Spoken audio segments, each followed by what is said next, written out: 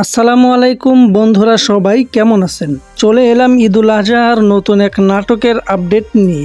নাটকটির নাম হচ্ছে কন্যা। নাটকটি পরিচালনা করেছেন মনজিল হাসান এবং নাটকটিতে অভিনয় করেছেন জনপ্রিয় অভিনেতা মোশাররফ করিম এবং তার বিপরীতে থাকছে তানিয়া বৃষ্টি।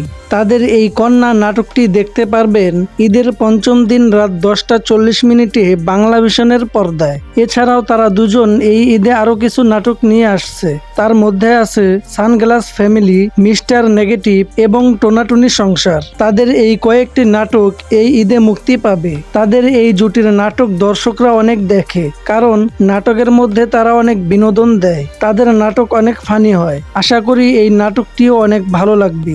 নাটকটি অনেক ইমোশনাল হবে, তা অবশ্যই নাম দেখেই বুঝতে পারছেন।